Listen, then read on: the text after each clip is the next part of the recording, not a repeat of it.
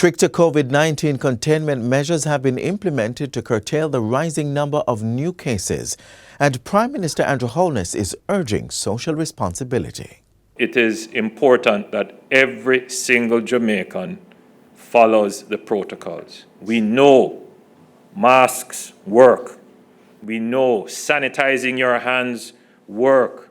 We know remaining 6 feet apart, that works.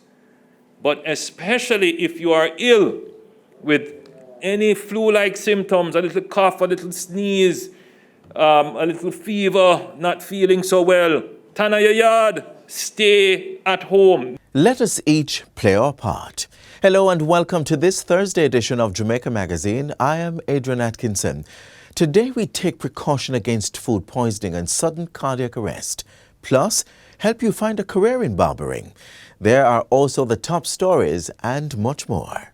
The following is brought to you by the Office of the Prime Minister. When your turn comes for the vaccine, please take the vaccine. It is absolutely important. For those who have hesitancy and fear, and all of that is legitimate, it's healthy. But I believe we have seen the vaccine at work. We know what the risks are. There are no riskless activities in life. We urge you to participate in the national program and get vaccinated. The proceeding was brought to you by the Office of the Prime Minister.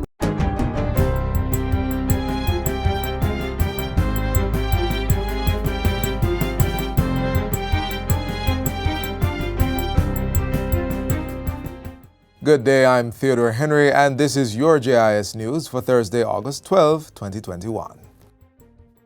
The Ministry of Education has allocated $4.3 billion to primary, all-age, and junior high schools for the 2021-2022 academic year.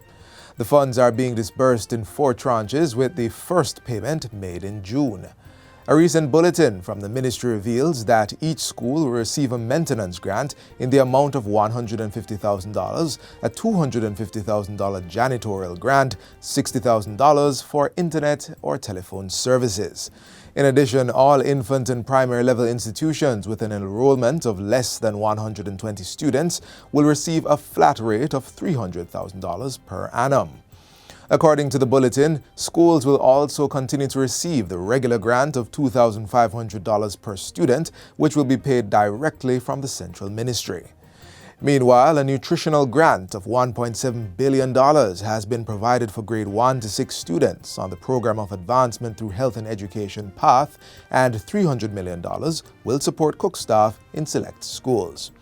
$600 million is also being distributed among select primary level institutions for critical repairs, while $80 million has been budgeted for the Rural Transportation Program. The ministry will also continue to provide apprenticeship to some primary level institutions in the overall amount of $76 million.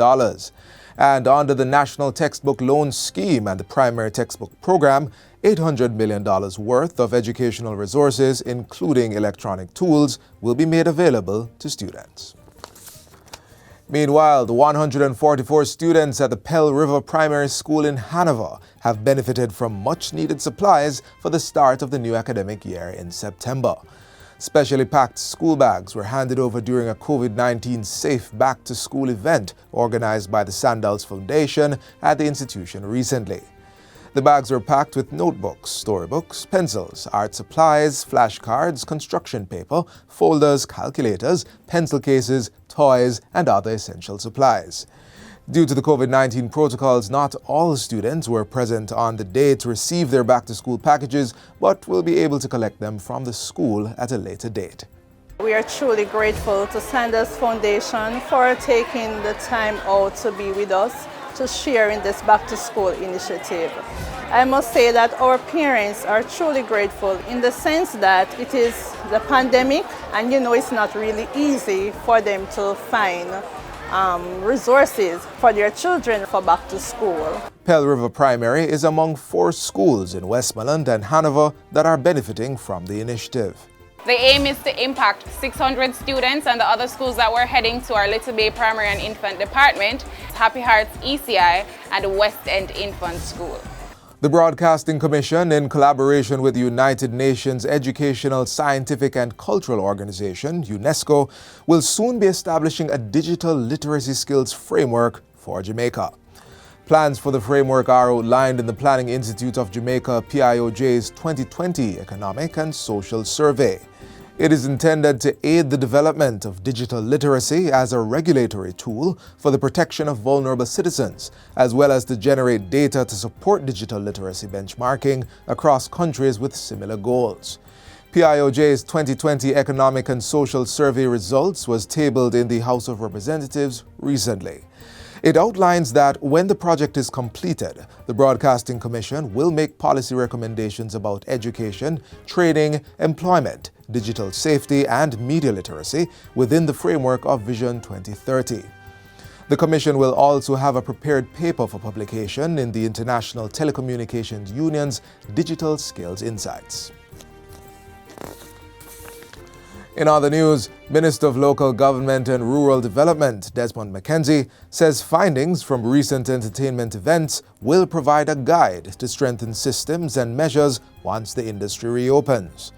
The minister says the Social Development Commission, SDC, and the Office of Disaster Preparedness and Emergency Management, ODPEM, have been monitoring compliance at entertainment events.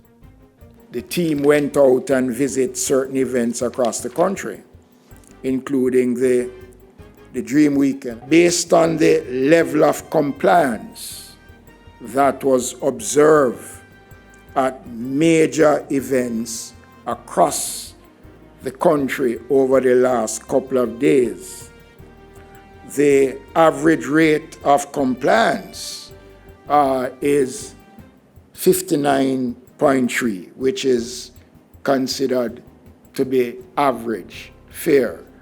There were areas where there were not any compliance at all, and that is the question of the mask wearing and the question of persons congregating. The minister was addressing this Monday's digital press conference hosted by Prime Minister Andrew Holness to announce tightened measures to contain the current spike in cases of COVID-19.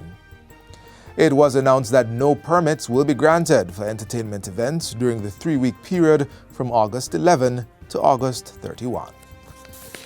And finally, Portfolio Minister Edmund Bartlett says the tourism and hospitality sector will intensify its trend towards a digital marketplace in a post-pandemic society. The minister shared this outlook during his presentation at the 36th Annual Canto Conference and Trade Exhibition recently. He pointed out that businesses in the tourism and hospitality industry have rolled out several information-based digital innovations to facilitate service delivery in a quick, convenient, and safe manner. Minister Bartlett says data he has received shows that since the pandemic, travel and tourism enterprises across the world have been leveraging ICTs to improve almost all areas of the hospitality industry. These include the areas of guest services, reservations, food and beverage management, sales, food service catering, maintenance, security, and hospitality accounting. And that's it for JIS News Today. I'm Theodore Henry. Thanks for watching.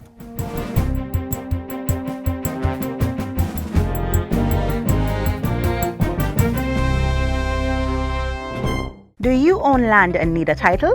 Well, the National Land Agency NLA can help. Through the systematic land registration process, the NLA will assist residents to get titles in declared project areas across Jamaica. Systematic land registration is the methodical and orderly registration of parcels of land in a designated area known as systematic adjudication area. For further information on the systematic land registration process, including declared systematic adjudication areas, who can apply and the benefits, visit the National Land Agency's website at www.nla.gov.jm or email asknla@nla.gov.jm. The National Land Agency, one agency, one goal. When handling or preparing food, one should consider certain safety measures to avoid contamination and poisoning. Watch this.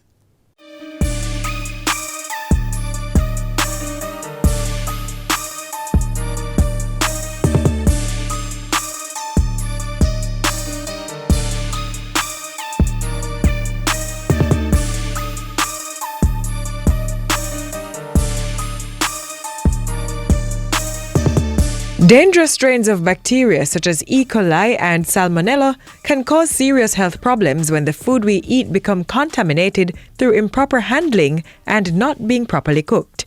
In light of the dangers, there are some important precautionary measures we must observe to protect our health.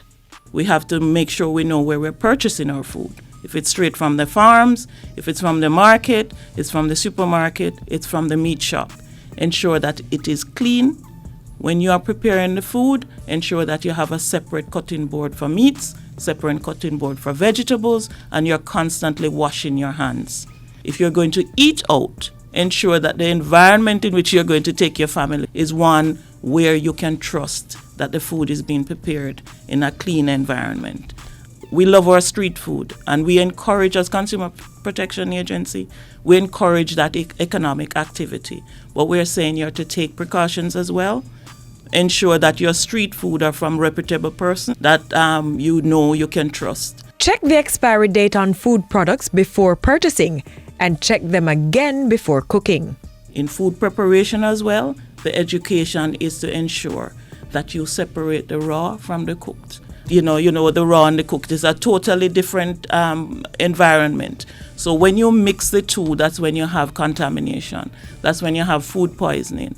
That's when you have a member of the family who might end up in the hospital because they're either very young or they're elderly or their immune system has been compromised.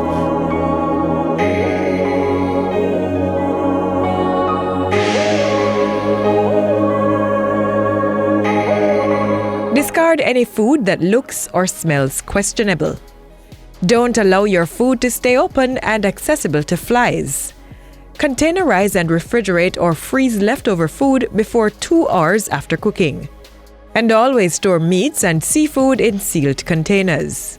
The second thing about food safety is you have large amounts of food laid out for a couple of hours or more, and the family keeps coming back, dipping, visitors coming, dipping. You have to ensure if you have the food out for more than 2 hours, hot food, be very careful, especially if you add sauces and other condiments on the food. It tends to go a little off early, and that is where you have problems if you have an elderly person or a young child. Make sure that you put that away early, that you don't put your family at risk, because food poisoning, most of us get well quickly, but it can lead to death if your immune system has been compromised. So we're saying be safe with your food. Ensure that when you package them and put them away, they're packaged in portions where when you take them out to reheat, you don't reheat the entire thing and then put it back in the refrigerator. So you apportion it according to what you're going to be using, so you don't increase the risk of food poisoning or any other bacteria entering the food. Ensure meats are cooked thoroughly. Remember, improper food handling can mean the difference between a trip to the emergency room or enjoying a tasty meal.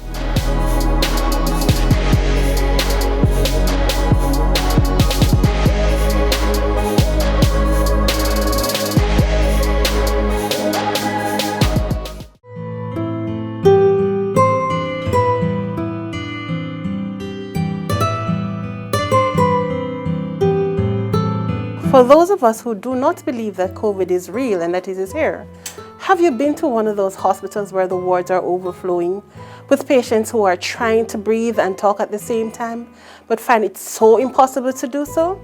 Or have you seen someone die in front of you, trying to make the next breath to stay alive? So my fellow Jamaicans and colleagues, whether you believe it or not, COVID is real. So I implore you, social distance. Wash your hands, wear your mask, sanitize. Along with that, we need to keep our immune system nice and healthy, so you drink lots of water, eat your fruits and vegetables. But whether we believe it or not, COVID is here, it is here to stay, it's going to be the new norm. And remember, when you behave irresponsible, you expose all of us. So do the responsible thing.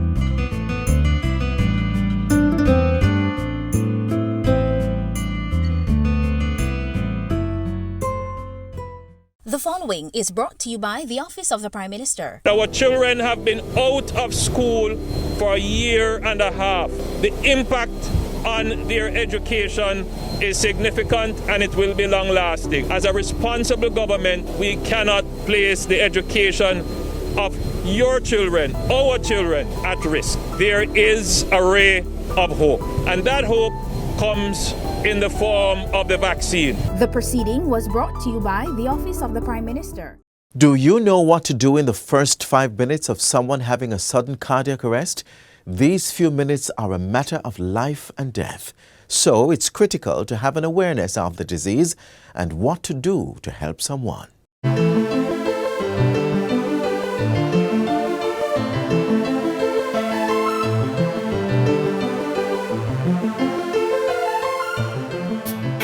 You're up and about, going through your routine activities. Suddenly, you collapse without warning. Your heart stops beating, and within seconds, you stop breathing.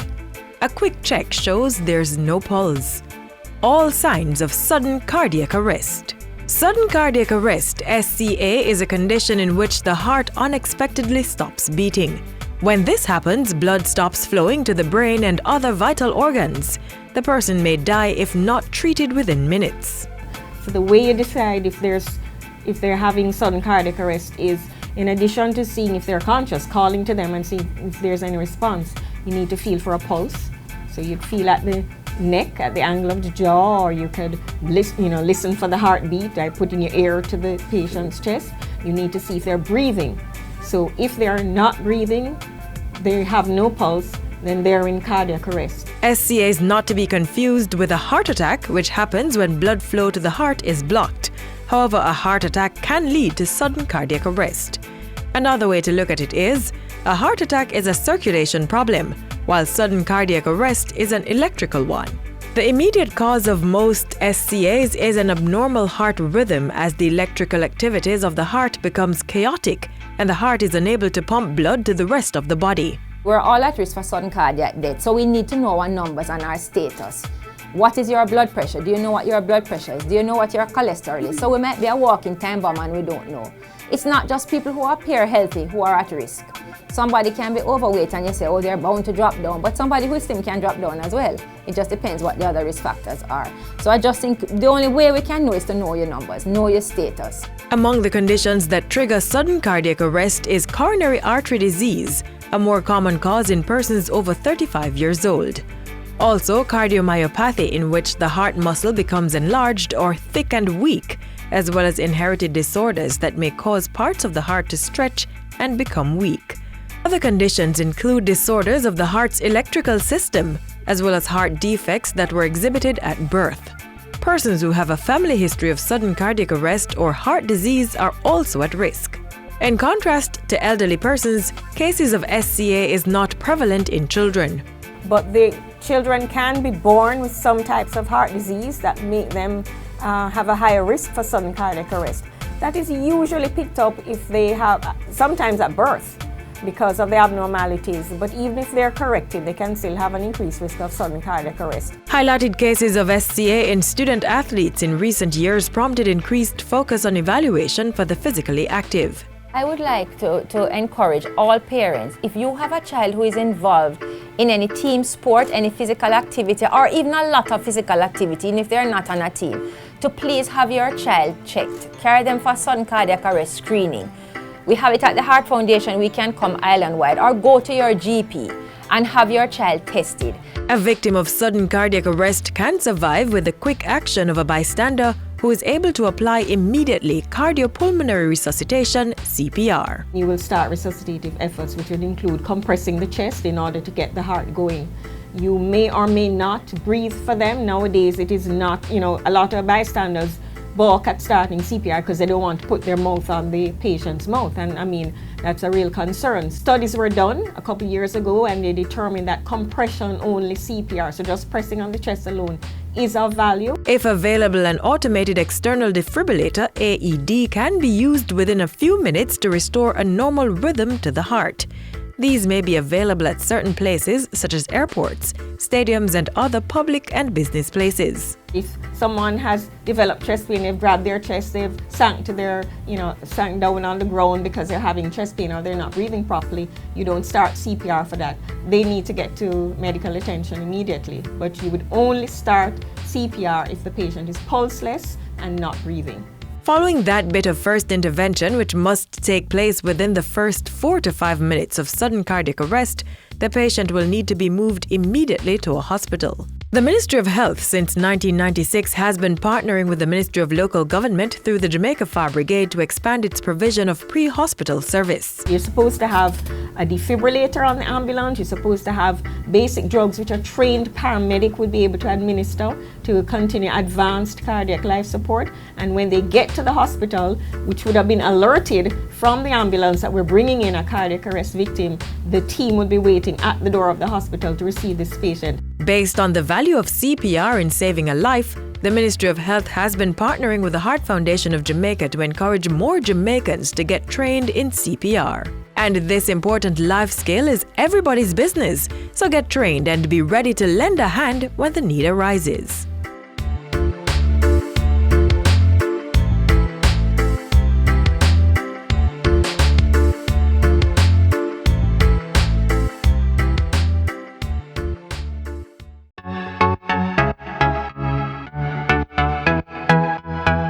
The numbers keep climbing, and yet some of you are still complaining about curfew times. Is that being selfish or are you being smart? You continue to blame the government, stating they are not doing enough. But the big question is, are you doing your part to help decrease the spread? The unfortunate reality is that far too many people refuse to take the coronavirus pandemic seriously until they or someone they love gets infected. Now, this is what we do not want, and I don't believe I can stress this enough. Wear your mask, sanitize. Of course, we love to hug and socialize, but just ease off some of that right now. Not just for your safety, but also for others. It look hard for your relatives to be home doing all they need to in order not to catch the virus, and you out on the road being reckless and carrying it right home to them.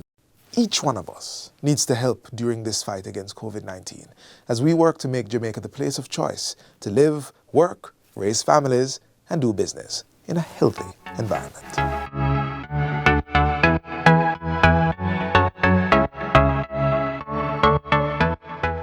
Up next, senior barbers in the profession share their experiences and love for the trade, as well as provide useful tips for aspiring barbers.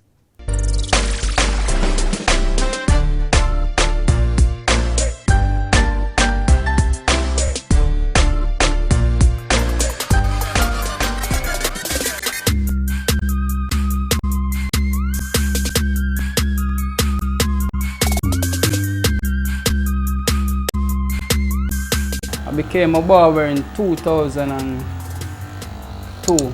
I got started in this business about 12 years ago. Was going to school and I was loving it. I just try it, and from that I've been in it. I like to make people look neat, you know, from a tender stage I like neatness, so I choose barber.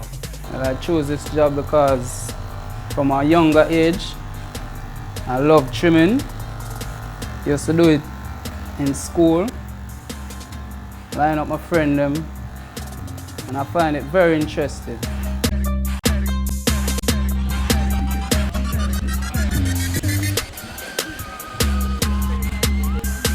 Barbering is one of the oldest professions in the world, with archaeological evidence of the practice even among prehistoric people. Over the centuries, the profession's popularity has steadily grown, and its skilled practitioners can command meaningful earnings for cutting, trimming, shaping, and tapering men's hair. We cut women's hair as well, and cut it very well too. Yeah, you know, ladies gonna be different. You know, basically, ladies, when they want something done to them hair, they really want it that way. There's not really a problem still, we just do it exactly like how they want it. You have to make people know what you do, and you have to leave a trademark. Yes, you can make a great living if you're serious with it, if you love it, if you really want it. First step is to get training, and that's not limited to the classroom. Many barbers will tell you that they learned the trade on the shop floor, mentored by a senior barber. One day I was at this very same building sitting down, not doing anything. And somebody say, 50.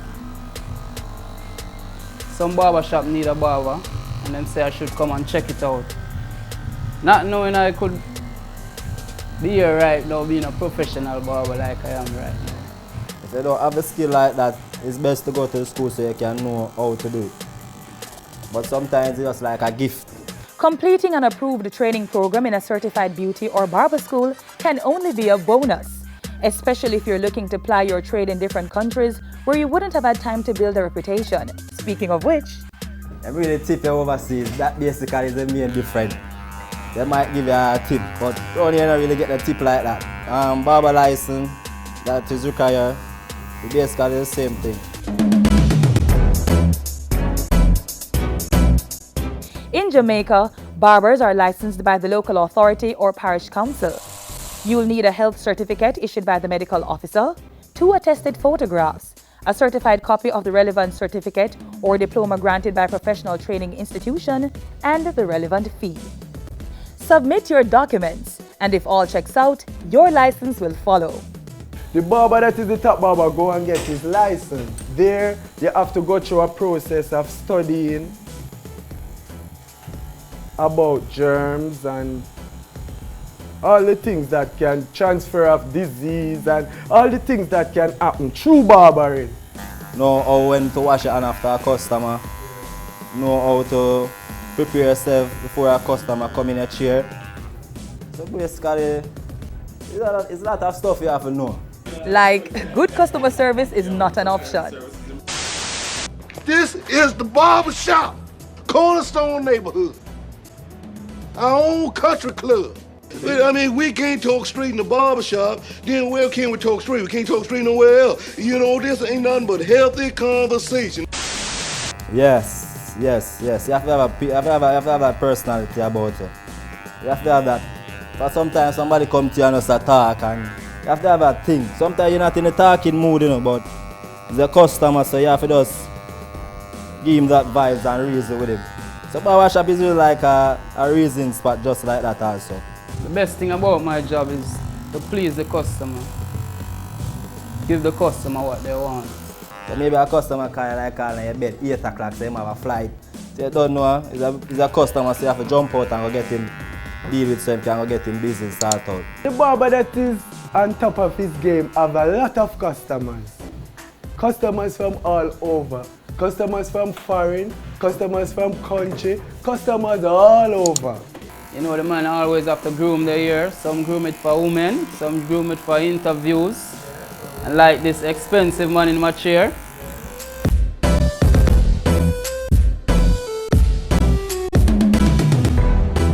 Young people, all I'm saying to you is if you choose barber, you just have to put your mind to it. Whatever you're doing, from you put your mind to it, well, it can be successful.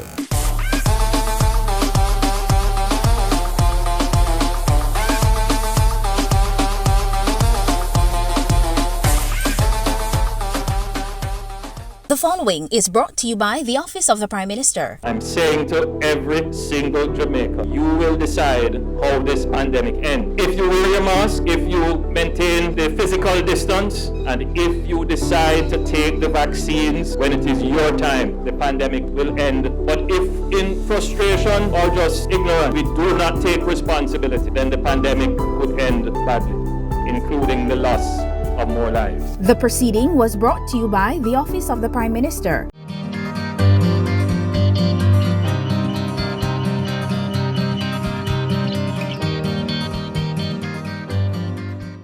This is where our journey ends, but only for today. Do join us again tomorrow when we'll bring you another informative program. In the meantime, stay connected via our website, jis.gov.jm, and while you're online, send your feedback to Jamaica Magazine at jis.gov.jm or via tweet at JIS News. You may also find us on all the major social media platforms and through our mobile app that's Android and iOS compatible. On behalf of the entire production crew, I'm Adrian Atkinson. Do take care. This has been a production of the Jamaica Information Service, the voice of Jamaica.